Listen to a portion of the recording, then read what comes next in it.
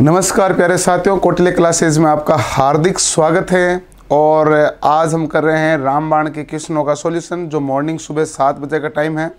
इसमें सभी का स्वागत है और सभी को सुप्रभात। आज का आपका दिन बहुत ही अच्छा रहे और ये इस दिन की अच्छा ही हम इलेक्शन के सवालों से शुरू करते हैं।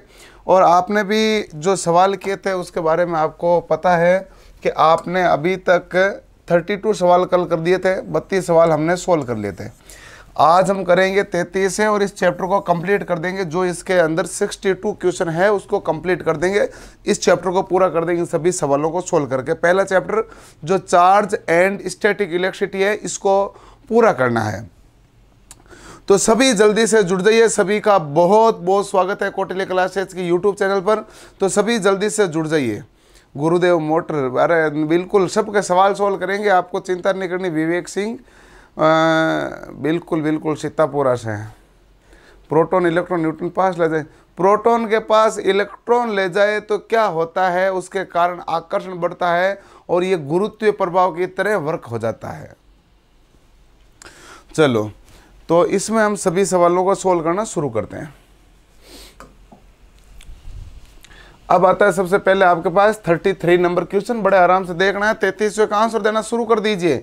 सवाल आपके सामने हाजिर हो चुका है और थोड़े से बोल के अपनी एनर्जी बढ़ाते हैं और बड़ी स्पीड से शुरू करते हैं।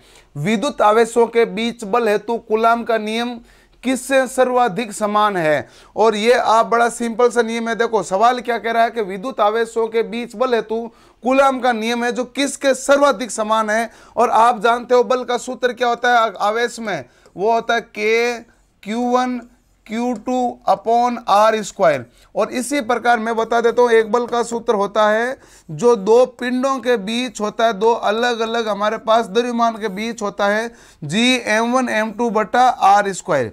तो बताइए ये दोनों लगभग समान हो गए कि नहीं हो गए? क्योंकि यहाँ पर K आया तो यहाँ पर नियतांक है G, ये Q1 Q2 है तो m1 m2 है, बीच की दूरी R है तो इसमें भी क्या है, R है। तो यहाँ पर ये जो नियम है किसका नियम है? गुरुत्व का नियम है, गुरुत्व का नियम। तो बताइए कूलाम का नियम ज्यादा किसके समान होगा? तो आप कहोगे न्यूटन के गुरुत्व के नियम के समान होगा। तो हमारा करेक्ट ऑप्शन डी आएगा। ऊर्जा संरक्षण का नियम कैसे कह सकते हो? ये किसने बता दिया भाई? डी ऑप्शन वाले, ए ऑप्शन वाले राकेश प्रजापति। आते आते क्या गलती कर रहे हो? न्यूटन के गति के नियम थोड़ी होते हैं। न्यूटन के गति के नियम तो हमारे पास जो होते थे वो 3 होते थे, जड़त्व का नियम, या फिर वो होता है कि आवेश समय का नियम, क्रिया प्रतिक्रिया का नियम, वो 3 नियम होते थे। इनका कोई संबंध नहीं है। करेक्ट ऑप्शन डी होगा, न्यूटन के गुरुत्व का नियम। और गुरुत्व का नियम का सूत्र हमारे पास ये रहता है। तो ये हमारे पास करेक्ट ऑप्शन है 33 का डी ऑप्शन। सभी देख लीजिए ध्यान से भाई, करेक्ट है। अगला सवाल देखिए, नेक्स्ट 34 नंबर क्वेश्चन।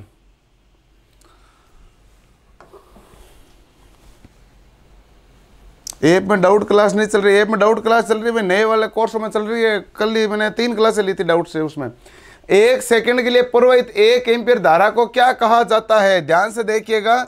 आप जानते हैं कि Q बराबर IT आता है, इसके अलावा IT कहीं नहीं आता है।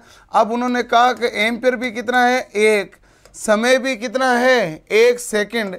1 इंटू 1 करोगे तो कितना आएगा, 1, और I इंटू T करोगे तो क्या बन जाएगा, चार्ज कूलाम हो जाएगा। तो ये हमारे पास क्या आ जाएगा, 1 कूलाम हो जाएगा। तो 1 सेकंड के लिए प्रवाहित 1 एम्पीयर धारा को क्या कहा जाता है, कूलाम कहा जाता है। तो इसका 34 का आंसर क्या जाएगा, 1 आ जाएगा। ए ऑप्शन करेक्ट हो जाएगा। तो 1 सेकंड में प्रवाहित हुआ धारा, यानी धारा भी 1 है, समय भी 1 है। 1 को 1 से मल्टीप्लाई करो, क्या आएगा, 1, और I और T को गुणा करोगे तो Q। इसका मतलब ये हमारे पास चार्ज हो गया, कूलाम हो गया। तो 34 का आंसर हमारे पास ए ऑप्शन आ गया है। सभी विद्यार्थी ध्यान से देख लीजिएगा, ए ऑप्शन आपके सामने हो गया है। अगला जो सवाल है मैं आपको दिखा रहा हूँ 35 नंबर।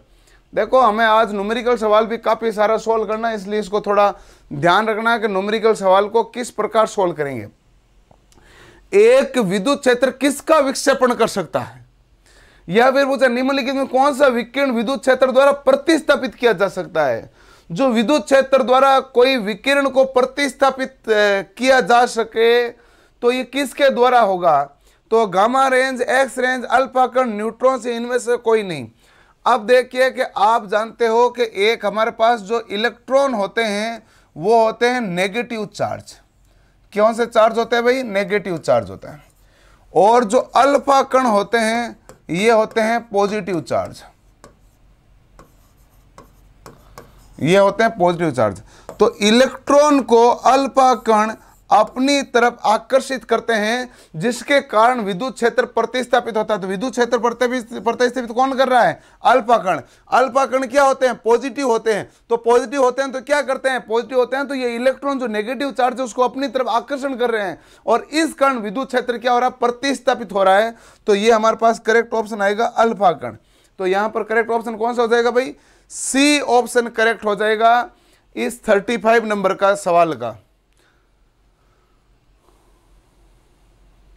कल नहीं ले पाए तो आप ऐप में चले जाना भाई, ऐप में आप वहां पर क्लास ले सकते हो।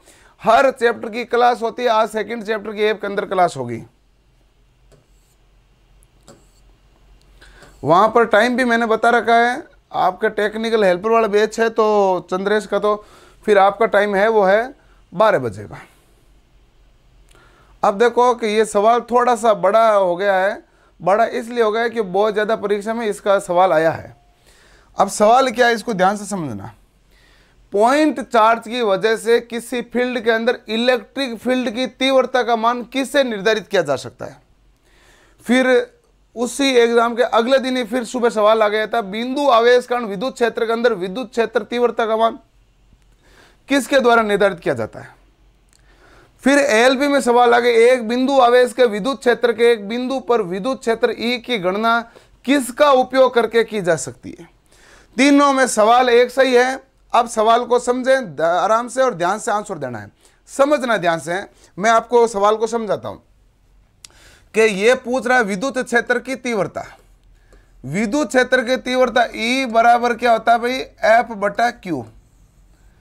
यानी कि यदि इकाई आवेश पर लगने वाला बल होता है उसे हम क्या कहते हैं? विद्युत क्षेत्र की तीव्रता कहते हैं। ध्यान रखना डेफिनेशन, विद्युत क्षेत्र तीव्रता किसे कहते हैं? इकाई आवेश, यानी क्यू का मान 1 हो गया तो इकाई आवेश पर लगने वाले बल को ही हम क्या कहते हैं? विद्युत क्षेत्र की तीव्रता कहते हैं। तो ई बराबर एफ बटा क्यू। अब ये एफ हमें कहां से फाइंड आउट होता है? तो ये एफ हमें फाइंड आउट होता है कूलाम के नियम से, कूलाम का नियम। तो ये हमारे पास कूलाम के नियम से फाइंड आउट होता है। कूलाम के नियम में बल हमारे पास क्या कहता है? के Q1 Q2 upon are square, यही कहता है। तो यहां से हमें बल फाइंड आउट होता है, और इस कारण ये पॉइंट चार्ज की वजह से जो इलेक्ट्रिक फील्ड की तीव्रता है, ये इससे विद्युत क्षेत्र कह दो, यहाँ तो विद्युत क्षेत्र कह दो या विद्युत क्षेत्र की तीव्रता कह दो, कोई सा भी नाम आ सकता, विद्युत क्षेत्र या क्षेत्र की तीव्रता, कोई सा भी नाम हो सकता है, दोनों का अर्थ एक ही होता है। तो ये किस पर कार्य करेगा भाई? कूलाम के नियम पर। तो ये किस पर कार्य करेगा? कूलाम के नियम पर। सबके सी से आ रहा है, किसी ने बीच में ए ऑप्शन बता दिया गॉस का नियम, तो ये ध्यान रखें। तो ये हमारे पास कूलाम का नियम है। क्लियर है? ओके, अब करते हैं हम 37 नंबर क्वेश्चन, 37वां सवाल सोल्व करते हैं। 37वां सवाल बड़ा आसान सा सवाल है, कोई टेंशन नहीं है, बहुत ही इजी सवाल है। तो जल्दी से 37वां सवाल को भी आप सोल्व कीजिए कि Q विद्युत धारा की मात्रा जानने का सूत्र, मतलब Q विद्युत धारा की मात्रा जानने का सूत्र क्या है? तो Q बराबर मैंने आज आते ही लिखा था, Q बराबर क्या होता है? IT। I हमारे पास क्या होता है? धारा होती है। तो I को तो आप लिख दोगे धारा, और T को क्या लिख दोगे? समय लिख दोगे। तो धारा इंटू समय। तो ऑप्शन कौन सा करेक्ट हो जाएगा? C option. इसमें समय लगाने की कोई आवश्यकता नहीं है, और ये बहुत ही आसान सवाल होता है। ठीक है ना? यदि V आता है V, तो V बराबर W बटा Q हो जाता है, ये ध्यान रखना। V बराबर W बटा Q, ये भी आपको ध्यान रखना है। Q बराबर IT तो आपने लिख ही लिया था, ये Q बराबर IT, ये तो आपका काम आता ही है। एक और होता है Q बराबर NE, ये भी आपको ध्यान रखना है। Q बराबर क्या होता है? NE। क्लियर है? तो ये भी आप इसे ध्यान से रखें। क्लियर? अब करते हैं हम अगला सवाल। जल्दी से आप भाई जितने भी जुड़ गए हो सभी वीडियो को लाइक कर दीजिए एक बार। हम हर एक सवाल को सोल्व करने वाले हैं, चिंता करने की जरूरत नहीं है। किसी भी परीक्षा में आए हुए हर एक सवाल को सोल्व कर रहे हैं, तो सवाल चाहे आसान हो चाहे टफ हो, हम तो हर एक को सोल्व कर रहे हैं, ये समझ लो आप।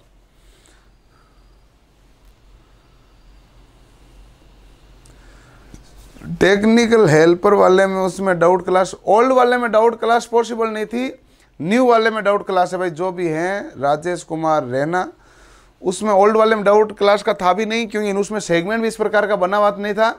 इसलिए ये जब नया वाला बना है उसके 2 महीने बाद हमने कहा था इसमें हुआ है। उस समय तो डाउट सेशन नाम की कोई चीज़ उस प्रकार की क्रिएट करवाई नहीं थी। चलो, एक इलेक्ट्रॉन का आवेश किसके बराबर होता है, या इलेक्ट्रॉन पर आवेश कितना होता है, ध्यान से देखिए। इलेक्ट्रॉन का आवेश होता है एक इलेक्ट्रॉन पर -1.6 इंटू 10 की घात -19 कूलम। यदि प्रोटॉन के ऊपर आवेश पूछेगा तो प्लस का हो जाएगा 1.6 इंटू 10 की घात -19 कूलम। न्यूट्रॉन पर आवेश पूछेगा तो 0 हो जाएगा। ध्यान रखा, यह इलेक्ट्रॉन हमारे पास ऋणावेशित होता है और प्रोटॉन हमारे पास धनावेशित होता है। प्रोटॉन और न्यूट्रॉन दोनों नाभिक के अंदर स्थित होते हैं। क्लियर है? तो ये ऐप के सवाल यहाँ क्यों पूछ रहे हो? अभी यूट्यूब वाले सवाल है तो यूट्यूब वाले करें ना भाई। आप ही देखिए, मैं इन सवालों के आपके मैं अब सवाल कमेंट्स नहीं देख पाऊंगा, इस प्रकार के कोई भी सवाल का जवाब नहीं दे पाऊंगा, आप ध्यान दीजिएगा। अगला सवाल ऐप का मैंने बता तो दिया भाई, ऐप के अंदर जाओ वहाँ पर अपना आप मिल जाएगा कितने बजे का होता है, कल कितने बजे हुआ था, वहाँ सब कुछ पढ़ा है। एक बार ट्राई तो करो आप। एक कूलम क्या होता है, क्योंकि देखो मैंने क्या बताया था, Q बराबर IT, यही सवाल वापस आया था। एम्पियर इंटू सेकेंड आया था, एम्पियर इंटू सेकेंड कौन सा ऑप्शन आया? B option. तो इसमें भी समय नहीं लगाना, जल्दी जल्दी से आप इसका उत्तर दे सकते हो। सवाल आगे न्यूमेरिकल आने वाले हैं, उसमें समय लगेगा विद्यार्थियों, तो इसलिए इसको तो आप जल्दी से जल्दी जितना स्पीड से कर सकते हो करिए। समय लगना है वो वहां लगेगा। अभी न्यूमेरिकल करेंगे आज, बड़े आराम से करेंगे, ठाट बाट से एक एक न्यूमेरिकल को, एक एक अक्षर को मैं आपको सोल्व करा के दिखाऊंगा। तो आज जो मेन समय लगेगा वो न्यूमेरिकल के अंदर लगना है। कूलम बल तथा गुरुत्वाकर्षण बल समान का पालन कौन करते हैं? अब देखो मैंने आपको ये भी बताया था कि जो कूलम का नियम होता है F बराबर वो K Q1 Q2 upon R square होता है, और मैंने ये भी बताया था गुरुत्वाकर्षण होता है G M1 M2 upon R square होता है। तो यहाँ पर दोनों में F बराबर क्या होता है? 1 अपॉन R स्क्वायर होता है, यानी कि बीच की दूरी के वर्ग के व्युत्क्रमानुपाती है। बीच की दूरी के वर्ग के व्युत्क्रमानुपाती है, यानी ये किसके नियम की पालना करेगा भाई? व्युत्क्रम वर्ग के नियम की पालना करेगा। कौन से नियम की? व्युत्क्रम वर्ग, वर्ग के व्युत्क्रम। देखो तो यहाँ पर बीच की दूरी है जो r होती है, इसका वर्ग होगा, फिर इसका व्युत्क्रम यानी 1/r स्क्वायर इसके होगा। क्लियर है? तो ये हमारे पास करेक्ट आंसर आ जाएगा ऐप का। तो कोई दिक्कत नहीं है, आराम से आपका ये सवाल सोल्व हो रहा है। अगला सवाल करते हैं 40 के बाद 41वां। जितने भी विद्यार्थी जुड़े हुए हैं वो जल्दी से जल्दी इस वीडियो को अपने सभी साथियों के साथ शेयर करो, एक लाइक करो यार। अभी तक आप 2200 के आसपास देख रहे हो, लाइक कम क्यों है? जल्दी से लाइक करो, और इतने तो लाइक होने चाहिए, जल्दी से बढ़ा दीजिएगा भाई। और आपको क्लास पसंद नहीं आ रही तो आप डिसलाइक कर दीजिएगा, लेकिन कुछ ना कुछ तो एक्शन लीजिएगा जरूर।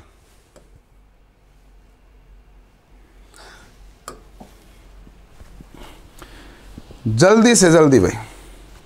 उसके बाद इस सवाल का सॉल्यूशन कराते हैं। वैसे ये सवाल का सॉल्यूशन मेरा कराया वही है, कोई नई चीज इसमें है भी नहीं।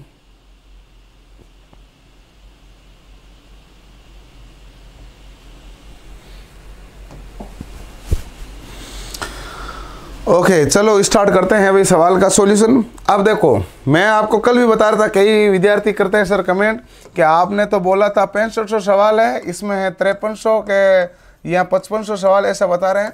तो आप देखो ध्यान से, यहाँ पर ऐसा होता है कि जो सवाल समान है तो उसका एक्सप्लेनेशन एक ही तो होगा। इस कारण ये सवाल तो 3 थे, अलग अलग परीक्षाओं में आए हुए हैं, 3 अलग अलग परीक्षाओं में, तो 3 परीक्षाओं के काउंट तो हो ही रहे हैं। और आपके लिए तो संख्या कितनी बनी? 41 नंबर, अगला आएगा 42 नंबर, नहीं तो ये 41 42 43, अगला था 44, फिर सेम का सेम है। आपको किताब में दिक्कत आती है, इसलिए हमने ये सुविधा दी थी अच्छे से। एक कूलम कितने के बराबर होता है? ध्यान से रखना कि एक इलेक्ट्रॉन कितना होता है, तो आप जानते हो 1.6 इंटू 10 की घात -19 कूलम। और ये मैं आपको कहता हूँ एक कूलम क्या होता है, तो 1/1.6 इंटू 10 की घात -19 इलेक्ट्रॉन। यहां तक दिक्कत किसी विद्यार्थी को नहीं होनी चाहिए। एक कूलम क्या होगा, 1/1.6 इंटू 10 की घात -19 इलेक्ट्रॉन। ये नीचे चला जाएगा, वज्र गुणा के हिसाब से नीचे चला जाएगा, चला गया है। अब देखिएगा ध्यान से, एक कूलम बराबर 1/1.6 तो है ही। अब ये जो 10 की घात -19 है ना, ऊपर गई है, ऊपर जाएगी तो क्या बन जाएगी, प्लस का 19। यहां तक भी आपको समझने में कोई दिक्कत नहीं हो सकती। ये 10 की घात -19 ऊपर जाएगी, प्लस का 19 बन जाएगी। अब क्या हुआ कि इसको मैं क्या लिखूं, 10 की घात 19 है, 10 की घात 1 इंटू 10 की घात 18 भी क्या बन जाती है, 10 की घात 19 बन जाती है। 10 की घात 19 क्या होती है, 10 की घात 1 इंटू 10 की घात 18, घातें जुड़ जाती है, 18 1 क्या होगी 19/1.6। अब देखिए आप केवल इतना ही कीजिए, 10 की घात 1 का मतलब था 10 में भाग दीजिए 1.6 का। तो 10 में जब आप 1.6 का भाग देंगे तो आपके पास, ध्यान से देखिए, आपके पास मान क्या आएगा, 6.25 इंटू 10 की घात 18। तो ये कौन सा ऑप्शन करेक्ट है, ये डी ऑप्शन करेक्ट है, जो बहुत सारे विद्यार्थियों को आराम से समझ में आया हुआ है। तो ये आपके न्यूमेरिकल टाइप से थोड़ा सा ध्यान रखना। मैं हर एक सवाल को आराम से सोल्व करा रहा हूँ, जिससे आराम से होने वाले सवाल का विशेष ध्यान रखना आपको जरूरी होता है। 41वें सवाल का आंसर मिल गया भाई, सबको क्लियर हो गया है। अब हम करते हैं 41 के बाद में नेक्स्ट सवाल 42 नंबर। ये आ गया सवाल। सवाल बड़ा, ये भी आसान ही है, कोई टिपिकल नहीं है, थोड़ा सा बड़ा कर देते हैं, अपने पास स्पेस पड़ा है भाई।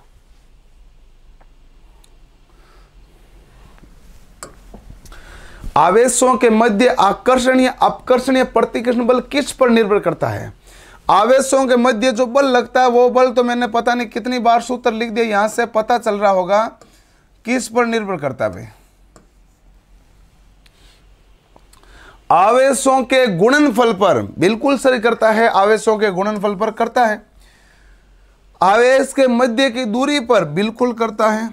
तापमान पर नहीं करता। आप आवेशित पदार्थ के प्रकार पर, यह जो है इस पर निर्भर करता है यदि, लेकिन हम क्या करते हैं कि ये निर्वात के अंदर लिया हुआ है, तो निर्वात के अंदर लिया हुआ तो नहीं करता रहता है। नहीं तो क्या होता है कि यदि एप्सिलॉन आर का मान चेंज करते तो प्रभाव पड़ता है। लेकिन हम कूलॉम का नियम बेसिकली जो खोखले गोले वगैरह का जितने का भी पढ़ते हैं वो निर्वात के रूप में पढ़ते हैं। और ए बी सी ऑप्शन में दिया नहीं है, ए बी दिया है, इसलिए आपका ये करेक्ट होगा। बाकी ये पदार्थ के ऊपर निर्भर कर देता है, क्योंकि क्या होता है कि K बराबर 1/4 पाई एप्सिलॉन होता है। यहाँ पर क्या होता है कि पदार्थ की मात्रा में चेंजिंग होने के कारण जो इसकी सापेक्षिक विद्युतशीलता है उसकी मात्रा में परिवर्तन होता है। लेकिन हमें इस प्रकार के कंडीशन से गुजरना नहीं है, ने इस प्रकार से ऑप्शन क्रिएट किए हुए हैं। क्लियर है?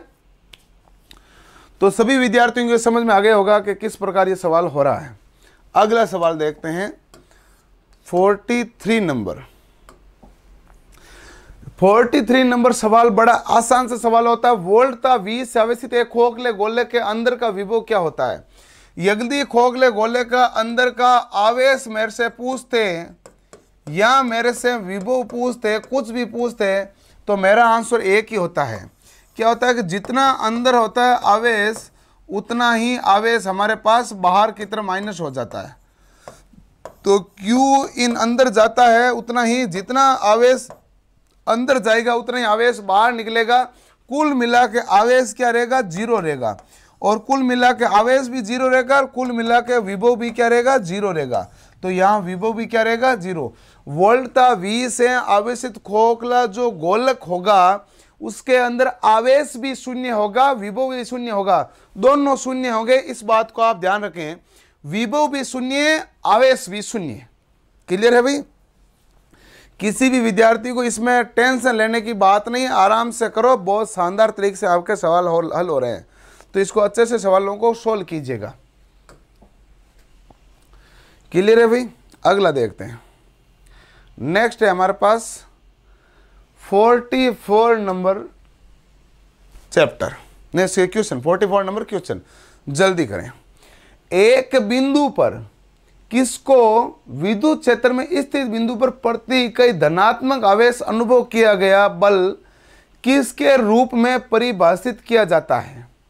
एक बिंदु पर अब देखो इलेक्ट्रिक तीव्रता होगी, चुंबकीय फ्लक्स होगा, क्या होगा कि विद्युत क्षेत्र में स्थित बिंदु पर प्रति इकाई धनात्मक आवेश अनुभव किया गया बल के रूप में परिभाषित होगा। तो ये हो गया ना E बराबर F बटा Q, बताए तो था सूत्र।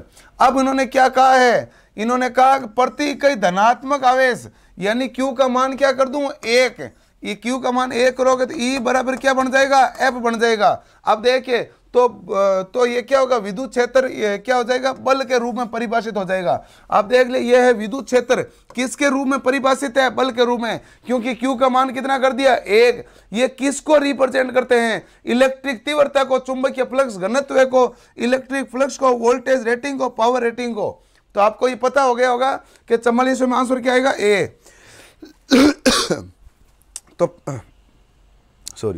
तो 44 का आंसर आपके पास A ऑप्शन होगा। इलेक्ट्रिक तीव्रता यहां पर इस प्रश्न का करेक्ट आंसर है, A ऑप्शन इसमें क्लियर होगा, कोई दिक्कत नहीं है, आराम से समझ में आ रहा होगा। यहां पर इलेक्ट्रिक तीव्रता आपका करेक्ट आंसर होगा। अगला देखते हैं नेक्स्ट क्वेश्चन।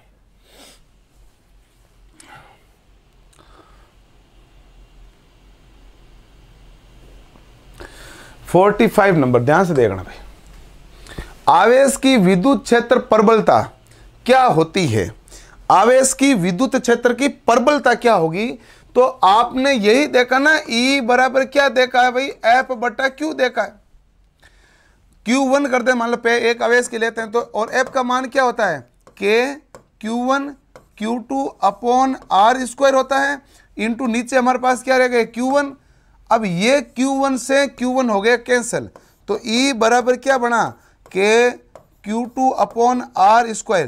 कुल मिला के बात ये हुई है। आप बताइए आंसर क्या आएगा, दूरी के वर्ग के साथ घटती है, वर्ग के साथ बढ़ती है, क्या हो रहा है D ऑप्शन, दूरी के वर्ग के साथ घटती है, क्योंकि E है जो inversely proportional to R square हो गया है। R बढ़ाओगे तो E घटेगा, तो दूरी के वर्ग के साथ क्या हो रहा है, घट रही है, क्योंकि R जब बढ़ेगा तो E का मान घटेगा। तो करेक्ट ऑप्शन क्या हो जाएगा भाई, D ऑप्शन करेक्ट हो जाएगा। ऐसे देखिएगा आप सवालों को, सवाल आपने देखा तो एक बात आपको क्लियर हो गई कि ये जो पहले चैप्टर के सवाल हैं 3-4 पॉइंटों के इर्द गिर्द घूम रहे हैं। जिन्होंने इन पॉइंटों का फंडा क्लियर कर लिया उसको सब कुछ आ गया है, और जो इनको फंडा ही क्लियर नहीं कर पाया उसको नहीं आया है। इसलिए ताबड़तोड़ तरीके से मेहनत कीजिएगा और फंडा क्लियर कीजिएगा। बिना फंडे से देखो कि एक ही चीज से इससे अलग अलग एग्जाम में कितने सवाल पूछ लिए, जिसको विद्युत क्षेत्र की प्रबलता के बारे में कोई एहसास ही नहीं है वो इस प्रश्न का उत्तर कैसे देगा। इसलिए प्रश्न का उत्तर देने के लिए आपको ये नॉलेज चाहिए होगा। अगला सवाल हमारे पास, ध्यान से देखिएगा भाई। एक समविभव सवाल देखिए, एक समविभव पृष्ठ पर सभी बिंदु क्या होते हैं? दूसरा है समविभव पृष्ठ पर सभी बिंदुओं पर विद्युत विभव होता है, मतलब कैसा होता है। आप देखिए यहां पर क्या लिखा हुआ है, समविभव, यहां पर भी नाम क्या लिखा हुआ है, समविभव। समविभव का तात्पर्य क्या होता है? समविभव का तात्पर्य होता है समान विभव। तो एक समविभव पृष्ठ पर सभी बिंदु समान विभव पर ही होंगे। एक समविभव पर सभी पृष्ठ समान विभव पर ही होंगे, ध्यान रखना। समविभव का मतलब है समान विभव। समविभव पर सभी बिंदुओं पर समान विभव विद्युत विभव होगा। बिल्कुल सही बात है। यदि समविभव कह दिया तो विभव हमारे पास क्या हो गया, समान हो गया, बराबर हो गया। तो आंसर हमारे पास 46 का C ऑप्शन आ गया भाई। क्लियर है, देख लीजिए 46। यह थ्योरेटिकल सवाल है, यह यहां तक कोई दिक्कत है नहीं। न्यूमेरिकल में आपको थोड़ा सा टाइम लगना है, वो मैं एक एक सवाल आराम से करूंगा, चाहे कितना टाइम लगे, आज पूरा ये चैप्टर हो जाएगा। अब देखिए इस सवाल को आप सोल्व कीजिए। ये हमारे पास आ गया गॉस का नियम। ये सवाल टेक्निकल हेल्पर में आए थे। पानी देना।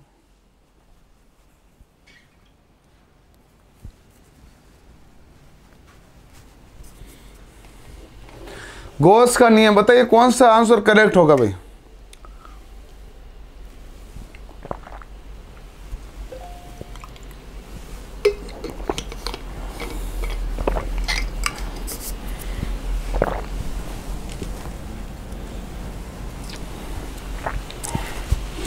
गॉस का नियम बताइए। पहली बात, गॉस का नियम क्यों काम में लिया जाता है?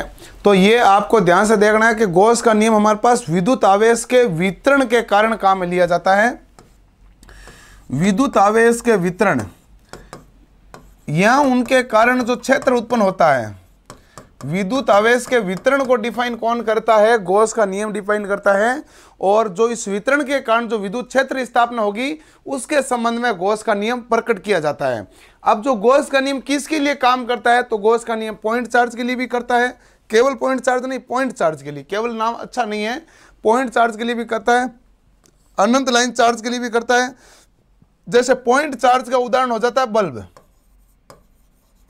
बल्ब एक पॉइंट से चार्ज कर रहा है, यानी एक पॉइंट से आप देख रहे हो प्रकाश चारों ओर फैल रहा है ना, तो वो पॉइंट चार्ज का उदाहरण है। अनंत लाइन चार्ज, तो आप देख तो स्टेडियम में जो लाइट होती है उससे ऐसी इस प्रकार लाइट रखी जाती है कि छाया न पड़े, तो छाया नहीं पड़े, इस कारण वो जो सीट होती है इन्फिनिट सीट की तरह बिहेव करती है, तो वो अनंत चार्ज सीट की तरह बिहेव करवाते हैं उससे। सूर्य की रोशनी होती है वो अनंत लाइन चार्ज की तरह बिहेव करती है। चार्ज की अनंत सीट के लिए ये उसी के रिगार्डिंग हो गए। समान रूप से गोलाकार सेल्स के लिए जिस प्रकार गोल लाइट होती है, इसी प्रकार लाइन चार्ज के लिए भी होता है, जिसमें ट्यूबलाइट होती है, वो लाइन चार्ज के रूप में भी इसके बारे में काम करता है। तो सभी इसके करेक्ट आंसर हैं, तो हम इसका आंसर क्या करेंगे? ई करेंगे। अब देखिए गॉस का नियम हमारे पास क्या होता है? गॉस का नियम होता है डेल ई बराबर रो अपॉन एप्सिलॉन नॉट। अब एप्सिलॉन नॉट हमारे पास पारगम्यता होती है, और ये जो रो होता है ना, यहाँ पर प्रतिरोधकता नहीं कहलाता, ये आवेश घनत्व कहलाता है, ध्यान रखना। इसका मतलब ये हो गया कि आवेश घनत्व को रिप्रेजेंट करता है, तो विद्युत आवेश का वितरण होगा। घनत्व किससे कहते हैं? जैसे हम कहते हैं ना भाई बिहार में जनसंख्या घनत्व सबसे ज्यादा है, अरुणाचल प्रदेश में सबसे कम है, इसका मतलब है प्रति इकाई क्षेत्र में कितने लोग रह रहे हैं। जब आप द्रव्य का घनत्व ज्ञात करते हैं तो आप देखते हैं कि प्रति आयतन में कितना द्रव्य के अणु रह रहे हैं। इसी प्रकार आवेश का भी घनत्व ज्ञात किया जाता है, यानी प्रति इकाई क्षेत्र में कितना आवेश है, उस आवेश के वितरण के ऊपर यह निर्भर करना है। तो करेक्ट ऑप्शन कौन सा हो जाएगा भाई? ई ऑप्शन इसका 47 का करेक्ट है। क्लियर हो गया? अब करते हैं 48 नंबर क्वेश्चन लाते हैं आपके सामने। ये आपके सामने रहा। क्लियर है? गॉस नियम निम्न के लिए लागू होता है। तो गॉस का नियम किसके लिए लागू होगा? फील्ड के लिए एक अनंत चार्ज किए हुए लंबे सीधे तार के कारण, फील्ड के लिए अनंत चार्ज किए हुए तार के कारण, फील्ड के लिए पॉइंट चार्ज के कारण, फील्ड के लिए पूरी तरह से चार्ज किए हुए वलयकार कोषों के कारण, या इन सभी में। पिछले वाले सवाल में इस सवाल में क्या अंतर है? ध्यान से देखिए, पिछले वाले सवाल में इस सवाल में कुछ अंतर नजर आया कि आपको? कुछ भी अंतर नहीं आया। वो के वही पॉइंट आपको नोट करने हैं कि उन सभी के कारण आपके पास गॉस का नियम कार्य करता है। तो वही है हमारे पास गॉस का नियम के बारे में ध्यान रखना। अनंत चार्ज के लिए लगेगा, इनफाइनाइट शीट के लिए लगेगा, वलयाकार के लिए लगेगा, गोलाकार के लिए लगेगा, इन सब के लिए गॉस का नियम लगेगा। जो गॉस का नियम होगा वो आवेश के वितरण के कारण जो विद्युत क्षेत्र में विद्युत क्षेत्र उत्पन्न करते हैं उसके लिए हमारे पास गॉस का नियम कार्य करता है। और गॉस के नियम में जो हमारे पास ई होता है वो हमारे पास होता है रो अपॉन एप्सिलॉन नॉट। जो रो हमारे पास क्या होती है? आवेश घनत्व होता है। इसका मतलब आवेश के घनत्व के ऊपर मुख्यतः निर्भर करता है। तो यहां पर भी ई होगा। गॉस का नियम इतना सा आपको देखना है। बाकी गॉस का नियम बहुत बड़ा होता है, इलेक्ट्रोस्टैटिक और मैग्नेटोस्टैटिक दोनों के अंदर होता है। जेई के अंदर सिलेबस में, अपने सिलेबस के अंदर कहीं नहीं है ये गॉस का नियम, लेकिन सवाल पूछ लिया इसलिए इस गॉस के नियम की चर्चा करनी पड़ी। आपके सिलेबस में कहीं आपको गॉस का नियम नजर ही नहीं आएगा, लेकिन सवाल पूछ लिया तो उत्तर देना पड़ेगा। अब देखिए मेरी बात ध्यान से, कि ये सवाल आता है, इस सवाल के बारे में कई विद्यार्थी पूछते हैं भाई इसका आंसर क्या होगा। अब यहां पर बिजली की गति कितनी है? बिजली की गति मैं आपको हमेशा बताता हूं कि 3 × 10⁸ मीटर प्रति सेकंड है, कोई दिक्कत नहीं है। अब देखो 3 × 10⁸ कब होती है? ये होती है निर्वात में। निर्वात में वायु करेंगे तो थोड़ा सा कम हो जाएगी। यदि वायु में करेंगे, हम कई बार तो निर्वात या वायु में लिख देते हैं, लेकिन वायु में थोड़ी सी कम हो जाती है। क्यों? क्योंकि निर्वात में एप्सिलॉन का आर का मान होता है 1, और जो वायु होती है वायु में विद्युतशीलता एप्सिलॉन आर का मान होता है 1.001। तो ये हमारे पास थोड़ा सा फर्क आता है, इसके कारण 3 से कम हो जाती है। 3 × 10⁸ अब तक का सबसे अधिक वेग है जो अभी इस अपने सृष्टि में पाया जाता है। तो सबसे ज्यादा वेग किसका होता है? प्रकाश का वेग होता है 3 × 10⁸। इससे ज्यादा वेग कोई भी नहीं होता है, पहली बात ध्यान रखना। तो इससे ज्यादा वाला ऑप्शन तो सही हो ही नहीं सकता, सॉरी, ये इससे ज्यादा वाला तो कोई सा भी ऑप्शन सही नहीं हो सकता। 8.6 गलत कर दो, 3.8 गलत कर दो। अब 3 के नजदीक कौन सा ऑप्शन आ गया भाई? D option. इस कारण आपको डी ऑप्शन करना पड़ेगा। इसका मतलब ये नहीं हुआ कि आंसर आपका 2.8 ही आएगा। आंसर 3 होता तो 3 आ जाता, 3 नहीं है, 2.8 दिया। तो इन्होंने आपका कॉमन सेंस चेक करने के लिए किया है। बुक में गलत है, कुछ गलत नहीं, बुक में क्या है भाई? सही तो दिया हुआ है, क्या दिक्कत है? तो सही तो 3 × 10⁸ प्रकाश के वेग के बराबर होता है। कुछ भी अभी तक जितने भी मैंने सवाल करे हैं, अभी बुक में कोई गलती नहीं है। कोई आपके डाउट्स थे वो मैंने क्लियर कर दिए हैं। वेल्डिंग में वेल्ड करते करंट क्यों नहीं लगता है? कितना भोले आदमी हो भाई आप। देखना कभी वेल्डिंग करने वाला जब वेल्ड करने आएगा तो सबसे पहले अर्थिंग करेगा, उसके बाद कार्य शुरू करेगा। और अर्थिंग का उद्देश्य तुम जानते हो, तो ये सवाल पूछने का औचित्य नहीं रहता। आप देख लेना कभी भी आते ही उसका सबसे पहला काम होगा अर्थिंग करेगा, और उस एक लंबी सी वो छड़ रखता है, फिर वो अर्थिंग को जोड़ देता है। अर्थिंग करने के बाद कार्य करता है। क्लियर है? श्री राम बाजिया अर्थिंग करता है पहले, इस कारण फिर करंट नहीं लगेगा। कूलर है आपके पास, कूलर में यदि विद्युत का झटका आ रहा है, अर्थिंग कर दो कूलर को, फिर हाथ लगाओगे झटका आएगा क्या? नहीं आएगा। तो ये मामला है। क्लियर हो गया होगा आपको? तो ये उसी प्रकार इसमें भी है। आप रेल की पटरियां होती है, आप देखो किसी को मान लो मारना होता है, जैसे आतंकवादी अपनी गतिविधियां करते हैं मान लो, तो उसको यदि इस प्रकार की गतिविधियां करनी है तो उनको तो पता है रेल के सारे जो भाग है वो सारा पूरी ट्रैक जुड़ा हुआ है, तो उसके ऊपर ही तार डाल देते हैं सीधा, ताकि पूरी रेलों में करंट दौड़ जाएगा। ऐसा दौड़ सकता है क्या? नहीं दौड़ सकता है, क्योंकि हर जो भाग है, हर जो रोड उसके अंतर्गत उस ट्रैक में लगाई गई है, सारी की सारी अर्थिंग की हुई है। अर्थिंग करने के बाद सारी की सारी धारा उसके अंतर्गत चली जाएगी। क्लियर है? श्री राम बाजी आपका सवाल हो गया भाई, आपका सवाल का उत्तर दे दिया, अभी तक आपका घूम रहा सवाल। अगला सवाल बताइए भाई। अब देखो ये सवाल है ना, अलग सवाल हो गया है। विद्युत क्षेत्र की पूछा है कि एक वेक्टर राशि कौन सी है। विद्युत क्षेत्र की क्या पूछा आपको? वेक्टर राशि पूछा, कौन सा है? नहीं, वेक्टर राशि कौन सा है इनमें से? अब मैं बताऊं आपको, ध्यान से सवाल देखना। राशियां 2 होती है। वेक्टर का मतलब होता है सदिश, सदिश, और स्केलर का मतलब होता है अदिश। विद्युत धारा के बारे में सवाल पूछा जाए तो वो आपको दिखता तो सदिश की तरह है, होता अदिश है। विद्युत धारा एक अदिश है। अब हमारे पास है इसमें वेक्टर कौन सा है? विद्युत प्रतिरोध होता है, वो हमारे पास अदिश होता है। प्रतिरोध आर क्या है? अदिश। विद्युत शक्ति पावर क्या होती है? अदिश राशि होती है। ऊर्जा भी क्या होती है? अदिश राशि होती है। कार्य भी क्या होता है? अदिश राशि होता है, क्योंकि इनका केवल परिमाण होता है, दिशा नहीं होती है। विद्युत फ्लक्स भी हमारे पास क्या होता है? अदिश राशि होती है। और विद्युत विभव का मतलब हो गया वोल्ट, ये भी हमारे पास क्या होता है? अदिश राशि होता है। अब उन्होंने यहां पर जो ऑप्शन दिया था कुछ अलग ही दिया था, हमने इसको विद्युत क्षेत्र किया क्योंकि आपको करेक्ट आंसर हम आपको प्रोवाइड कर रहे हैं। विद्युत क्षेत्र हमारे पास क्या होता है कि ई होता है इलेक्ट्रिक फील्ड। तो ये जो हमारे पास इलेक्ट्रिक फील्ड जिसके ऊपर ये तीर का निशान आता है ना, जिसके ऊपर, वो सदिश राशियां होती है। मैंने आप पहले एक सवाल में देखो स्टार्टिंग क्या लिखा था? E बराबर एफ बटा क्यू। क्यू के ऊपर नहीं लगाया था, ई के ऊपर लगाया, एफ के ऊपर लगाया। तो जो बल है वो सदिश राशि है, और विद्युत क्षेत्र की तीव्रता होती है वो भी सदिश राशि होती है। तो सदिश राशियां किसे कहते हैं? वह राशियां, सदिश राशियां किसे कहते हैं? वह राशियां जिसमें दिशा के साथ परिमाण भी होता है, वो सदिश राशियां कहलाती है। और इस बात को आप थोड़ा ध्यान रखना। क्लियर है? तो ये सदिश और अदिश का सवाल होता है। अगला सवाल आपके पास आ गया 51 नंबर क्वेश्चन। ध्यान से देखिएगा भाई, 51 नंबर क्वेश्चन सोल्व कीजिएगा। कि आवृत्ति जितनी होगी बिजली का झटका उतना ही खतरनाक होगा। आवृत्ति जितनी होगी बिजली का झटका, आवृत्ति जितनी क्या होगी, तो आपको होगा आवृत्ति जितनी कम होगी तो बिजली का झटका उतना ही अधिक खतरनाक होगा, उतना ही अधिक खतरनाक होगा। अच्छा, इससे क्या फायदा होगा, इससे नहीं, ये आंसर क्यों आया, फायदा क्या, इसे आंसर क्यों आया, क्योंकि आप जानते हो कि डीसी क्या होती है, खतरनाक होती है।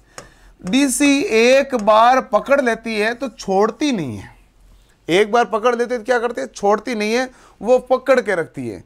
तो ये डीसी खतरनाक होती है। इस कारण आप जानते हो कि आवृत्ति कम होती है, तो जितनी कम आवृत्ति होगी, आवृत्ति के मान को कम करते जाओगे तो डीसी की तरह बिहेव करने लग जाएगी, और डीसी खतरनाक होती है। इस कारण इसका आंसर ये होगा। तो 51 में आंसर कौन सा हो गया हमारे पास, सी ऑप्शन हो गया भाई। 51 में हमारे पास सी ऑप्शन हो गया। अब एक दो थ्योरी के और सवाल बचे हैं, फिर हमारे पास न्यूमेरिकल सवाल आने वाले हैं। बताइए, किसी अनावेशित पिंड को निम्नलिखित में से किस माध्यम से आवेशित नहीं किया जा सकता है, ये जल्दी से बताइए। एक पिंड है, वो अनावेशित है, वो आवेशित नहीं किया हुआ है, तो बताइए कि उसको किस माध्यम से आवेशित नहीं किया जा सकता। मैंने आपको जब आवेश के बारे में बताया तो मैंने कहा था आवेश उत्पन्न करने के 3 कारण बताता हूं मैं। कितने कारण है भाई, आवेश उत्पन्न करने के 3 कारण। 3 कारण कौन सा है, पहला मेरा होता है घर्षण। घर्षण यानी कि दो पत्थर को रगड़ोगे चिंगारी निकलेगी, आवेश उत्पन्न हो रहा है। दूसरा चालन, यानी कि जैसे मान लो कि एक तार गर्म हो रखा है, दूसरे को टच करोगे तो हीट ट्रांसफर होगा। एक में धारा प्रवाहित हो रही, दूसरे तार को टच करोगे तो धारा प्रवाह होगा, तो ये आवेश का ट्रांसफर कर रहा है। और तीसरा होता है परायण, दो वस्तुएं बिना संपर्क किए जो आवेश ट्रांसफर होती है तो वो होती है हमारे पास परायण। डीसी की आवृत्ति क्या है, मारवाड़ी वीडियो टेक्निकल। अब वीडियो और टेक्निकल दो साथ में करो तो डीसी की आवृत्ति क्या दिक्कत आने लगे ही नहीं। डीसी की आवृत्ति 0 होती है, डीसी कोई आवृत्ति नहीं होती है, आवृत्ति होती है पूर्ण किए गए चक्रों की संख्या। यहाँ चक्र कोई पूरा ही नहीं होता है, इसलिए भाई एक भी चक्र पूरा नहीं हो रहा तो इसलिए आवृत्ति आई नहीं है, 0 हो गई। ठीक है, तो घर्षण, चालन, परायण। संवहन का मतलब होता है चालन, संवहन का मतलब होता है चालन। ये निमी शब्द है, ध्यान रख लेना आप, ठीक है नहीं, तो ये निमी शब्द रहेगा। तो अपने अक्ष पर घूमने करने के ये इसके कारण हमारे पास आवेशित नहीं किया जा सकता। अपने अक्ष पर घूमता रहेगा, परिक्रमण करता रहेगा, तो इस परिक्रमण परिभ्रमण, तो उसके कारण वो आवेशित होगा क्या, नहीं होगा। तो करेक्ट ऑप्शन डी, तेजाराम खोजा का सेवन। सेवन गलत है, ये तो सेवन तो क्या होता है, चालनित होता है, चालन से ही होता है विधि। कंडक्शन होता है, सेवन को इंग्लिश में कहते हैं कंडक्शन। कंडक्शन मतलब कंडक्ट से संबंधित हो गया। अगला सवाल है, अक्षीय रेखा पर द्विध्रुव के कारण क्षेत्र किसके समानुपाती होते हैं। यह सवाल आपका थोड़ा सा अच्छा सवाल हो गया भाई, कि जो हमारे पास अक्षीय रेखा पर द्विध्रुव के कारण ये किसके समानुपाती होते हैं, जो क्षेत्र होता है या विद्युत क्षेत्र होता है किसके समानुपाती होता है। तो ये इसका एक सूत्र होता है, ध्यान रखो तो रख लो भाई, E बराबर 2kp अपॉन आर क्यूब। यहाँ इतना ही ध्यान रखो, E समानुपाती 1/r³। बीच की दूरी के घन के व्युत्क्रमानुपाती है, ये अक्षीय रेखा के ऊपर होता है। तो एक अक्ष के ऊपर विद्युत क्षेत्र निकालोगे तो हमारे पास बीच की दूरी के घन के व्युत्क्रमानुपाती आएगा। 53 का आंसर हमारे पास सी आएगा। ये एक डिफरेंट टाइप का सवाल है। डिफरेंट टाइप के जो सवाल है वो टेक्निकल हेल्पर में आते हैं सबसे ज्यादा, बाकी परीक्षाओं की तुलना में। चलो, हो गई जंग आपके शुरू। न्यूमेरिकल सवाल आ गया है, 1-1 मिनट का आपके पास टाइम भी रहता है। सवाल को सोल्व कीजिए, दमखम लगा दीजिए कि उनके बीच कितना बल होगा। कई विद्यार्थी ऐसा नहीं है भाई किताबें लेके बैठे हो तो ऐसा दे के उत्तर दे दें, कोई नहीं देगा। आप यहाँ से ही सवाल देखिएगा, कॉपी में हल कीजिएगा। आपका ये समझ लेना कि लाइव टेस्ट हो रहा है, ये तभी मजा आएगा।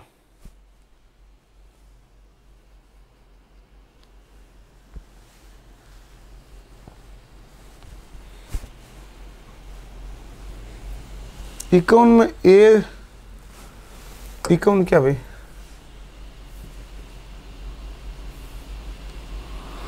आवृत्ति जितनी अधिक होगी बिजली का झटका उतना ही कम खतरनाक होगा। ये गलत है, इसलिए गलत है, बता देता हूं। जब बहुत ज्यादा आवृत्ति होने लग जाएगी तो यहीं पर ये देखो, एक सेकंड में मान लो 50,000 चक्कर पूरे किए तो लगभग सारे टच कर रहे हैं, नहीं कर रहे हैं। और एक मान लो 50 हर्ट्ज है तो वो साइकिल ऐसे घूम रही है, तो एक बार पकड़ेगी, यहाँ पर झटका देगी, यहाँ छोड़ देगी, यहाँ झटका देगी, यहाँ छोड़ देगी। लेकिन यहाँ पर तो क्या होगा, 50,000 चक्कर हैं तो ये वापस डीसी की तरह बिहेव करने लग जाएगी, आपके ऊपर पूरी एक लाइन बन जाएगी। इसलिए ए ऑप्शन इकोन में नहीं हो सकता, ये ध्यान रखना है। ऐसा नहीं है कि आवृत्ति ज्यादा होगी तो खतरनाक कम हो जाएगी, नहीं होगी। आवृत्ति जो 50, 60, 100 हर्ट्ज के अंदर अंदर रहती है तभी ये खतरनाक कम रहती है। यदि ये किलो हर्ट्ज, मेगा हर्ट्ज में चली जाती है तो वापस खतरनाक बन जाती है। क्यों बन जाती है? क्योंकि देखो ये इस प्रकार है, तो ये जब छोड़ने का, जैसे मान लो आपने तार पकड़ा तो छोड़ने का तो टाइम देगा ही नहीं है। एक सेकंड में 50,000 चक्कर पूरे हो रहे हैं तो छोड़ने का टाइम नहीं देगा, तो वहां कम खतरनाक कैसे हो सकती है? तो वो भी कंडीशन पॉसिबल नहीं है। क्लियर है भाई? हाँ, ये सवाल था। अब देखो,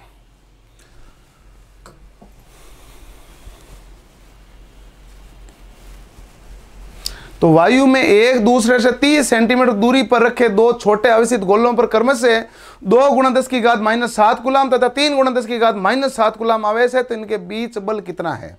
यह सवाल पूछा है। अब देखिए ध्यान से, अब यहां पर क्या है, आराम से एक सवाल को सोल्व करते समय बड़ी सावधानी रखनी होती है। K Q1 Q2 upon R² F। K का मान कितना है? ध्यान से देखना भाई, K का मान कितना है? तो आप कहोगे K का मान होता है 9 × 10⁹। ये K का मान होता है, याद रखना। Q1 कितना है? तो आप कहोगे 2 × 10⁻⁷ कूलाम। Q2 कितना है? 3 × 10⁻⁷ कूलाम अपॉन R²। R देखो दिया हुआ है सेंटीमीटर में, लेकिन न्यूटन तो हमारे पास मीटर से मीटर होता है, मात्रक मीटर होता है ना एम केस में, इसलिए सेंटीमीटर को बढ़ाना पड़ेगा मीटर। तो सेंटीमीटर को मीटर बनाएंगे तो भाग देंगे 100 का, तो 30/100 का क्या करना पड़ेगा? स्क्वायर। तो 30/100, क्योंकि 30 सेंटीमीटर है, सेंटीमीटर को मैंने बनाया मीटर। आपका एक कंफ्यूजन हो सकता है, भाई सेंटीमीटर है इसको मीटर बनाया, क्यों बनाया? इसको इसलिए बनाया क्योंकि न्यूटन जो बनता है हमारे पास क्या होता है, न्यूटन हमारे पास बल का मात्रक होता है, वो हमारे पास होता है कार्य के द्वारा जो होता है एफ बराबर क्या बन जाएगा आपके पास? MA। एम क्या होता है? द्रव्यमान। ए क्या होता है? त्वरण। त्वरण क्या होता है? मीटर प्रति सेकंड स्क्वायर होता है। तो इसलिए मात्रक न्यूटन के अंतर्गत तो हमारे पास मीटर ही आना होता है, ये ध्यान रखना भाई। इसलिए मैंने ये जो मीटर बनाने के लिए ये किया है, 0 से 0 काट दिया। ठीक है, अब देखना ध्यान से भाई, 9 गुणा ये 10⁻⁻7 है, ये प्लस का 9 है, माइनस का 7 -7 -14 हो गया, ये प्लस का 9। 10 की घात देखो, माइनस का कितना है? 14। 10 की घात प्लस का कितना है? 9। कुल मिला के सोल्व करोगे तो 10 की घात माइनस कितना आ जाएगा? 5। 10 की घात माइनस कितना आया? 5 है। अभी देखना ध्यान से, 10 की घात माइनस का आ जाएगा 5। ये हमारे पास घातें वाला मामला कैंसिल हो गया। आगे क्या बचा भाई? 2 × 3 कितना बच गया? 6 बट्टा कितना है भाई? 3 के स्क्वायर हो गए 9 बट्टा हो गया 100। 9 से 9 कैंसिल, 100 चला गया ऊपर, तो 100 ऊपर जाएगा तो क्या बन जाएगा भाई? F बराबर 6 × 10 की घात -5 × 100। 100 का मतलब 10 की घात 2 हो जाता है, तो 6 × 10 की घात -3 हो गया। ए ऑप्शन करेक्ट होगा। समझ में आया कि नहीं आया? एक एक लाइन मैंने आराम से लिखी है। K का मान होता है 9 × 10 की घात 9, याद रखना है। K का मान याद रखना है। ऐसा नहीं है कि न्यूमेरिकल आने लग जाते ही विद्यार्थी घर की तरफ प्रस्थान स्टार्ट कर देते हैं, कहते हैं चलो अब बंद कर देते हैं, अब अपना काम करना ही है। यही पढ़ोगे तभी आप बाकियों से आगे निकलोगे। जितना आपको आता है उतना आपके पड़ोसी को आता है, तो आपकी पढ़ाई में क्या रखा है? आपको पड़ोसी से ज्यादा तो आना ही चाहिए, इसलिए करिए मेहनत, उत्तर दीजिएगा और दबा के, नहीं तो जितना उतना उसको आता है उतना ही तुम्हें आता है, तो क्या कर लोगे उसका, तो उससे कोई मतलब नहीं रहेगा। अच्छे से पढ़ना है, ज्यादा पढ़ना है तो दम लगा के पढ़िएगा। तो 6 गुणा 10 की घात -3 करेक्ट है। आ गया सर जी, बिल्कुल ओके। फिर से बताइए, अरे इतना बड़ा को क्या करें बताओ।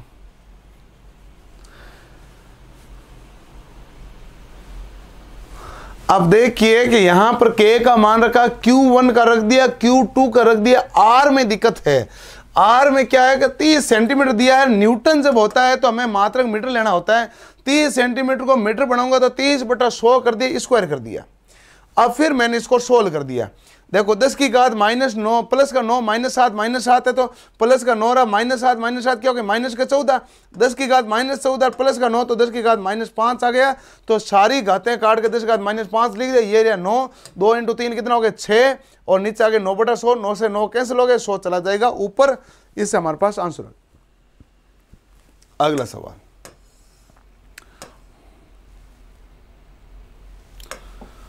जल्दी से सोल्व कीजिए भाई सवाल को। मैथ्स में प्रॉब्लम हो गई, ओके। तो सेम आराम से करो, जल्दबाजी नहीं है, आराम से करो। सवाल का उत्तर आना चाहिए। 1 मिनट में 10 एम्पीयर का करंट प्रवाहित करने वाले एक सर्किट से होकर कितने कूलम का चार्ज प्रवाहित होता है? ठीक है, 1 मिनट में 10 एम्पीयर का करंट प्रवाहित करने पर सर्किट से होकर कितने कूलम चार्ज प्रवाहित होता है? देखो ध्यान से, आराम से सवाल को। चार्ज पूछा है Q बराबर क्या होता है I गुणा T, क्लियर है। अब Q I का मान कितना है 10, और T का मान ज्यादातर विद्यार्थी सीधा रखेंगे 1। 10 गुणा 1 10 कूलम, गलत आंसर हो जाएगा। आपको क्या है, कूलम होता है एम्पीयर इंटू सेकेंड, और दिया हुआ क्या है, मिनट दिया हुआ है। तो देखो कि 1 मिनट में हमारे पास सेकंड कितने हुए, 60 सेकंड हुए। तो आपको यहाँ 60 सेकंड रखना पड़ेगा, तब जाके ये कूलम बनेगा। तो Q बराबर क्या बन गया भाई, 600 कूलम। तो ये हमारे पास आंसर आ गया इसके कारण। बिल्कुल आ जाइए भाई, विकास माइल हॉस्टल में आ जाए। तो 10 गुणा 60 यानी कि 600 कूलम इसका करेक्ट आंसर हो जाएगा। ओके, ये हो गया, क्लियर है सबको। आराम से एक एक सवाल देखते चलते हैं। कहाँ कहाँ क्या मिस्टेक हो सकती है मैं आपको बताता चल रहा हूँ। ये भी आसान सा सवाल है, गलती नहीं करनी है। 1 एम्पीयर की धारा किसी लैंप में 100 सेकंड तक प्रवाहित होती है, उस समय में लैंप में कितना कूलम आवेश होगा? तो यहाँ कोई दिक्कत नहीं है, ये आसान सवाल है। Q बराबर IT, I कितना है 1 एम्पीयर, कोई मुझे प्रॉब्लम नहीं है। और समय कितना है 100 सेकंड, इसमें भी मुझे कोई प्रॉब्लम नहीं है। तो 100 कूलम आंसर मैं लिख दूंगा। तो इसका ऑप्शन भी क्या हो जाएगा, E हो जाएगा। किसी के C आ रहा है क्या भाई? डर के आगे जीत है।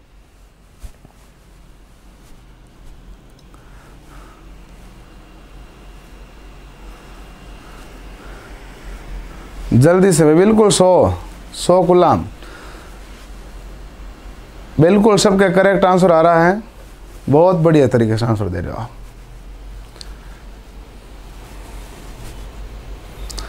के की यूनिट क्या होती है? बिल्कुल ठीक सवाल है। जो के होता है, मान क्या होता है, 9 गुणा 10 की घात 9। यूनिट होती है न्यूटन मीटर स्क्वायर प्रति कूलम स्क्वायर, ये यूनिट होती है भाई। कोचिंग की फीस क्या, कोचिंग खुलेगी तब देखेंगे ना, अभी खुलने तो दो। ओके,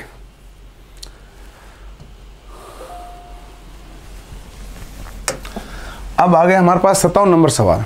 एक इलेक्ट्रॉन पर आवेश क्या है, 1.6 × 10⁻19 कूलम होता है। यदि परिपथ में धारा 1.6 एम्पीयर है तो 1 सेकंड में परिपथ में प्रवाहित इलेक्ट्रॉनों की संख्या कितनी होगी? अब ये सवाल है ना, बड़ा आरामदायक सवाल है। इलेक्ट्रॉन पर आवेश आपको बता दिया है और परिपथ में धारा बता दी, 1 सेकंड बता दी। अब देखो Q बराबर आप जानते हो क्या होता है, IT, और Q बराबर ही क्या होता है, NE होता है। तो NE का देखो कि N हमें ज्ञात करना है। इन्होंने पूछा इलेक्ट्रॉन संख्या, ई का मान कितना दिया है 1.6 इंटू 10 की घात माइनस का 19 गुलाम, ई दे दिया। और आई टी, आई कितना है 1.6 इंटू टी कितना है 1 सेकेंड, चेक कर लो। 1.6 से 1.6 हो गया कैंसिल, एन बराबर बन गया 1/10 की घात माइनस का 19, और ये ऊपर जाएगा तो 10 की घात प्लस का 19 बन जाएगा। यही इसका आंसर होगा, तो बी ऑप्शन करेक्ट होगा। जितने भी विद्यार्थी हैं ध्यान से देख लीजिएगा, बी ऑप्शन करेक्ट होगा। क्लियर है कि नहीं है? बी और डी ऑप्शन कुछ नहीं होगा। कहाँ 1.6 को 1.6 से गुणा करते हैं, 2.56 बना लेते हैं। क्यों बनाते हो? कट रहा है ना। Q बराबर आई टी सूत्र था, Q बराबर एन नहीं होता। एन में देखो एन रख दिया, ई का मान रख दिया। आई टी में आई का मान रख दिया, टी का मान 1 सेकंड दिया हुआ, तो 1.6 से तो 1.6 कैंसिल हो गया। तो 1.6 से 1.6 कैंसिल हो गया और आपके पास आंसर आ गया। बुक में विस्तृत हल है, लेकिन यदि कोई समझ में आने में प्रॉब्लम होती है तब मैं आपको सवाल करवा रहा हूं। बिल्कुल लगा देंगे कंप्यूटर क्लास। सर 2 दिन छुट्टी पर हैं, वापस आते हैं हम लगवा देंगे। क्लियर है?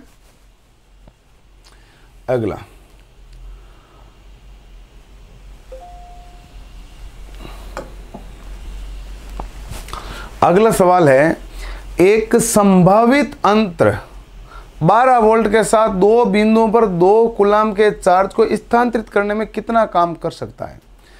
एक संभावित अंतर है 12 वोल्ट के साथ 2 बिंदुओं पर 2 कूलाम के चार्ज को स्थानांतरित करने में कितना काम कर सकता है? सिंपल सवाल है, कोई टिपिकल सवाल नहीं। कार्य पूछा है, आप जानते हो कि V बराबर W/Q होता है, तो W बराबर क्या होगा V इंटू Q। तो अब V कितना दिया है 12 वोल्ट, Q कितना दिया है 2 कूलाम, बराबर कितना आ जाएगा 24 जूल। तो 24 जूल। डी ऑप्शन करेक्ट है। कौन सा ऑप्शन करेक्ट आएगा भाई? डी ऑप्शन, क्योंकि V बराबर क्या होता है W/Q। इकाई आवेश को अनंत क्षेत्र से लाने में किया गया कार्य ही विभव कहलाता है। वहां से आता सूत्र, इकाई आवेश को अनंत क्षेत्र से लाने में किया गया कार्य ही विभव कहलाता है। क्लियर है? तो ये हमारे पास हो गया V बराबर W/Q। ओके, नेक्स्ट अगला 59 नंबर क्वेश्चन, इसको देखिए ध्यान से। यदि 2 आवेशित कणों के बीच की दूरी घटाकर मूल दूरी से आधी हो जाती है तो बीच में बल कितना हो जाएगा? F बराबर क्या होता है भाई हमारे पास? K Q1 Q2/R², ये सूत्र होता है। अब देखना ध्यान से, आप क्या करोगे, Q1 Q2 तो वही है, दूरी घटा के क्या कर दोगे आधी, R/2 का स्क्वायर कर दिया। अब ऐसे करते ही आपके पास क्या आ गया भाई, K Q1 Q2/R² बटा 2 का स्क्वायर कितना हो गया 4। अब 4 जाएगा ऊपर, 4 गया ऊपर, आगे क्या लिखोगे K Q1 Q2/R²। बाकी तो सेम का सेम है, कितना गुणा एक्स्ट्रा है 4 गुणा। तो एक बात पता चली कि दूरी 1/4 करोगे, तो यदि दूरी 1/4 करोगे तो बल कितना गुणा हो जाएगा 4 गुणा। दूरी 1/4 करोगे तो बल कितना हो जाएगा 16 गुणा। यदि दूरी आप दुगुनी करोगे तो बल कितना हो जाएगा 1/4। ये ध्यान रखना।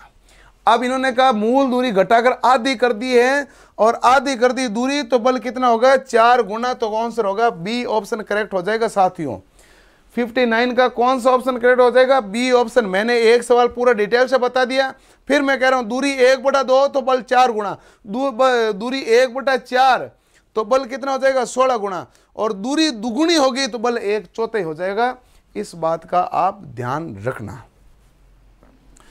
तो ये आप ध्यान रखना भाई। क्लियर है? अगला सवाल,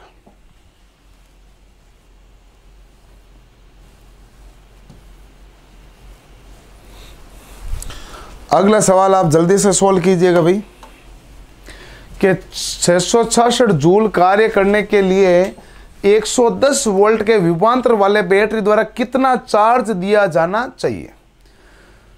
666 जूल कार्य करने वाले 110 वोल्ट के विभवांतर द्वारा कितना चार्ज दिया जाना चाहिए? कि यही अभी हमने देखा था मैंने बताया था V बराबर क्या होता है W बटा Q, तो Q बराबर क्या होगा, Q ही पूछा है, तो आप क्या होगा W बटा V। W कितना है 666 जूल और V कितना है 110, भाग दीजिए, भाग देने पर आएगा 6 और ये हमारे पास ऑप्शन कौन सा करेक्ट हो जाएगा, B। तो ये इस प्रकार आप आराम से सवालों का आंसर दे सकते हैं और बड़ा आनंद के साथ मज़ा आ रहा होगा। सवाल को सोल्व करते समय आराम से कीजिए, मज़े से कीजिए, सवालों को सोल्व करते रहिएगा और जितने हम ज़्यादा सवाल सोल्व कर सकते हैं उतना ही हमें सबसे ज़्यादा बेनिफिट्स होने वाला है। सवालों का सिलसिला शुरू रहना चाहिए, लगातार रहना चाहिए और आपका साथ लगातार, मेरा साथ लगातार, तो हम मिलकर रचेंगे इतिहास इलेक्शन थ्योरी के अंतर्गत। इसमें जितने भी विद्यार्थी पढ़ रहे हैं उनके मन से पढ़ रहे हैं, पूरे सुबह उठ के जल्दी पढ़ रहे हैं, तो हमारा फर्ज ज़्यादा बन जाता है और आप लगातार मेहनत करते रहेगा, मैं आपको पढ़ाता रहूँगा और सफलता बहुत नज़दीक है, वो हमें मिल ही जाएगी। कहाँ जाएगी सफलता बहाकर। अब ये जो सवाल है ना, ये सवाल देखो अलग टाइप का है। वायु में और द्विविद्युत नियतांक K के माध्यम में दो छोटे बिंदु आवेशों के बीच बल का अनुपात क्या होगा। आप देखो यहां पर एक होता है बल F1, बल का अनुपात पूछा, दूसरा होता है F2। इनमें क्या होता है, एक तो हमारे पास क्या होता है कि हमारा सूत्र क्या होता है,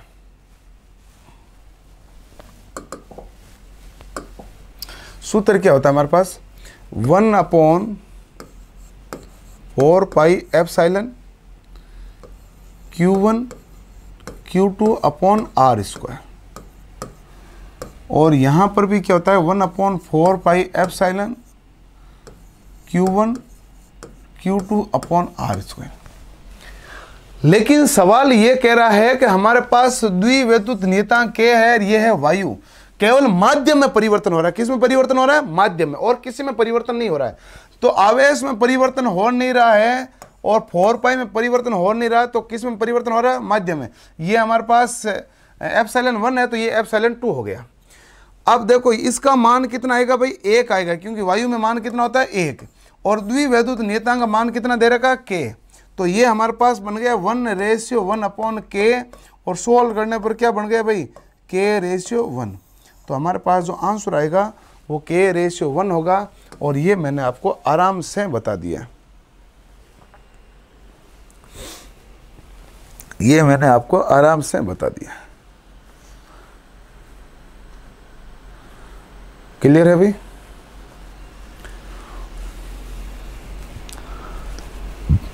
तो इसको आप देख लीजिए ध्यान से। अगला सवाल है नेक्स्ट,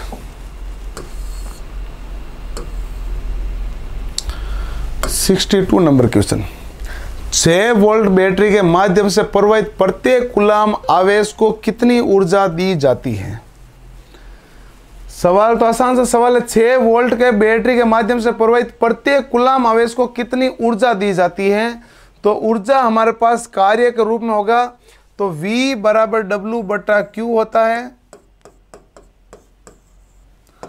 तो W बराबर बताओ क्या होगा, V गुणा Q। तो ये आप जल्दी से सोल्व कीजिए। क्या ये सोल्व कर सकते हैं, या इसको सोल्व करने में आपको परेशानी का सामना करना पड़ेगा। अंतिम सवाल है, कोई टेढ़ा मेढ़ा सवाल नहीं है, सूत्र मैंने लिख दिया, इस सूत्र पर मैंने सवाल भी आपको सोल्व करवा दिए हैं। बचा हुआ ये लास्ट अंतिम सवाल है इस चैप्टर का, तो इसको सोल्व करना है, कोई तकलीफ वाला मामला है ही नहीं। वोल्ट कितना है 6, आवेश कितना है, आवेश देखो प्रत्येक कूलाम आवेश को कितनी ऊर्जा दी जाए। प्रत्येक कूलाम आवेश में 1 इलेक्ट्रॉन होता है, 1.6 × 10⁻19। 6 को 1.6 से गुणा करोगे तो क्या होगा, 16 × 9.6 × 10⁻19 जूल। तो ये हमारे पास होगा डी ऑप्शन। तो इस प्रकार साथियों हमने ये सारे सवाल सोल्व कर लिए हैं और कल हमारे पास नेक्स्ट चैप्टर सोल्व करेंगे। जितने भी विद्यार्थी इसको लाइक करें, और कोई किसी विद्यार्थी का इम्पोर्टेंट बात कहनी है, किसी भी प्रकार की, मुझे या आपको क्लास कैसी लगी है वो बताना है, या कुछ डिमांड्स हैं तो उसके बारे में मुझे बता सकते हो।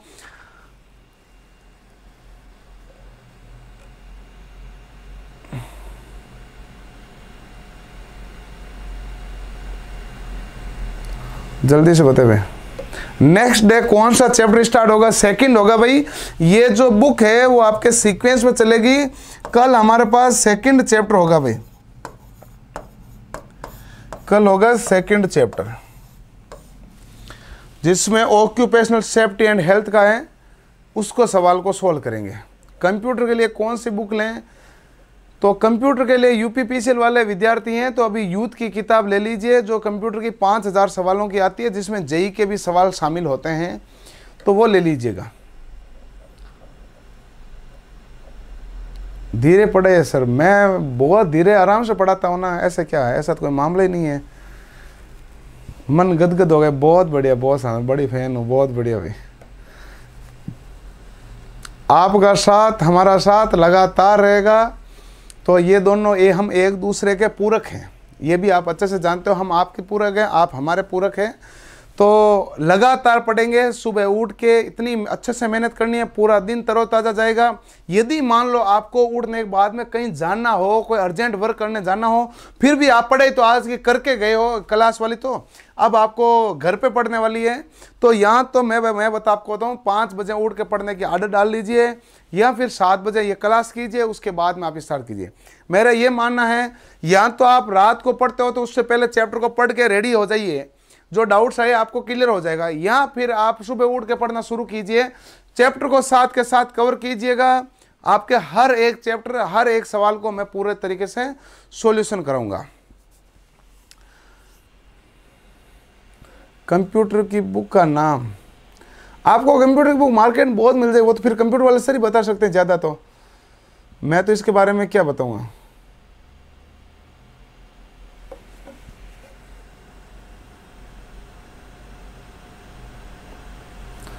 क्लास मज़ा आ गया। श्री राम भाजिया, बहुत बढ़िया, आप बहुत अच्छे पढ़ाते हैं, मज़ा आ गया। ओके भाई, चलो, बहुत शानदार है। आराम से डेली पढ़ेंगे लगातार। भरतपुर वाले सर्कल डाउट बोले क्वेश्चन करो, वरना समय लग जाएगा। सर केवल डाउट वाले क्वेश्चन करो। देखो कि डाउट वाले क्वेश्चन नहीं, हम क्या है कि सभी को लेके चल रहे हैं। अब इसमें आप डाउट वाले क्वेश्चन यदि हैं तो बाद में वीडियो देख के भी आप उसको रेक्टिफाई कर सकते हैं। मैं आपको एक एक सवाल करवाने वाला हूँ, केवल 1-2 सवाल नहीं करवाने वाला हूँ, मैं एक एक सवाल कराना, हर एक सवाल कराने वाला हूँ, ताकि मैं जो सवाल कराऊंगा 2-3 महीने लगेंगे या 4 महीने लगेंगे, उसके बाद आप किसी भी परीक्षा को दोगे तो हर एक सवाल आपको यहाँ से मिलेगा। पिछली परीक्षाओं में भी यही हुआ है। इस परीक्षा में तो बहुत ही ज़्यादा, पेपर कैसा भी दे दें तो आपको खतरा इतना नहीं है, रहेगा ही नहीं, क्योंकि हम हर तरह का पेपर को शामिल कर चुके हैं। आईटी के हर पेपर को, कंपटीशन को शामिल कर चुके हैं और हर एक सवाल को सॉल्व कर रहे हैं। ठीक है साथियों, तो ये रहा पूरी डिटेल। तो आप लगातार पढ़ना शुरू कर दीजिएगा और मन लगा के पढ़ लीजिएगा। हेल्पर की भर्ती आने वाली, यूपीपीसीएल की भर्ती आई हुई है, कभी भी एग्जाम हो सकती है। गवर्नमेंट सीईटी ला रहा है, कॉमन एंट्रेंस टेस्ट ला रहा है, तो कॉमन एंट्रेंस टेस्ट क्या होगा उसके बारे में भी हम चर्चा करेंगे। ठीक है साथियों, धन्यवाद, थैंक यू।